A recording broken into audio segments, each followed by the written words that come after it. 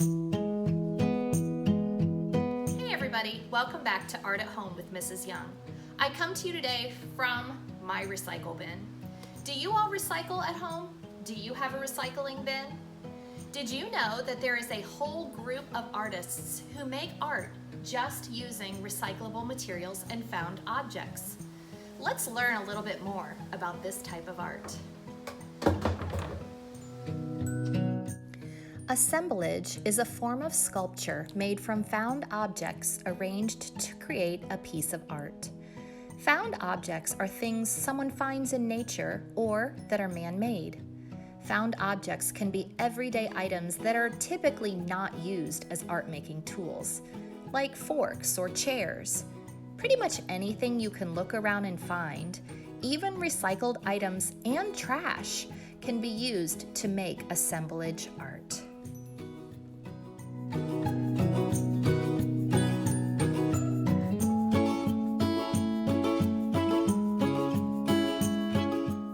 Did you know that Pablo Picasso, one of the greatest artists ever to live, had a passion for creating art with trash? That's right, with trash. Picasso was the first to stick pages of discarded newspapers, broken chair seats, and bits of cloth to his paintings to invent the art of collage. Picasso pioneered the artistic use of the second hand, the old, the broken. His sculpture of a bull's head made from bits of an old bike finds a new use and meaning for junk. In the original assemblage from which this bronze baboon was cast, her face was formed from two toy cars, one upright, the other turned upside down, that Picasso borrowed from his son. Her tail was an automotive spring, the baboon's ears were made from cup handles, and her round belly was a large jug whose handles formed the shape of her shoulders. Louise Nevelson was another important assemblage artist inspired by Picasso. She was from Russia and immigrated to the United States in 1902. She called herself the original recycler because her work was inspired by found objects. Her work is made of wood and painted in a solid monochromatic black or white. Nevelson gathered these materials for her sculptures on the streets of New York City, a process that began in her starving artist days when she and her young son would go out looking for wood to burn in their fireplace to stay warm.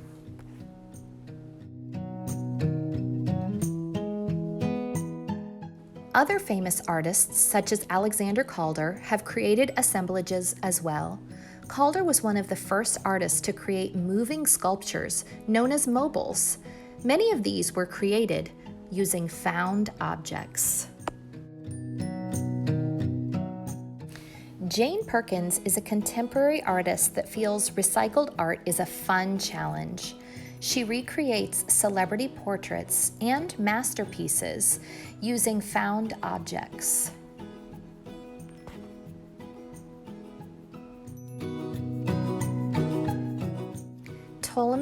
Ellington is an artist that uses old car parts he finds along the roadside to create assemblages. Where most of us see garbage, Ellington sees beauty and value.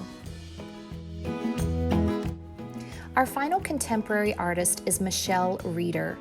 Her most famous work of art is this family portrait made from 1 month of household waste from her family. The materials not only show the amount of waste each person produced, but also tells the story of each individual through the things they threw away. Now that we've learned a little bit about assemblage art and those who create it, it's your turn. My challenge to you today is to create a sculpture using only recycled materials that you find around your house. The only thing that you should really need is a couple of things from your recycle bin, maybe a cereal box, a paper tube, anything that you can find that would have been thrown away. The only thing that I used to put our project together was Elmer's glue.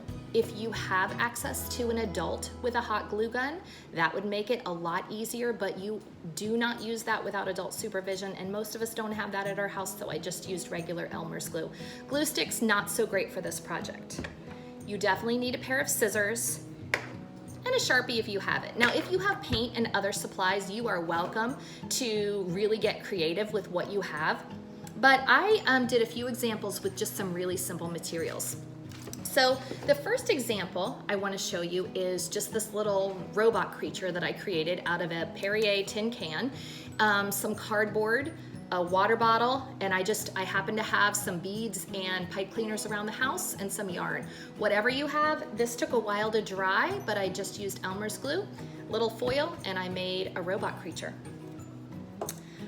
The next thing I made using paper tubes, now I did use paint on this one, but I found the little packing material and it reminded me of lions, which are my daughter's favorite animal.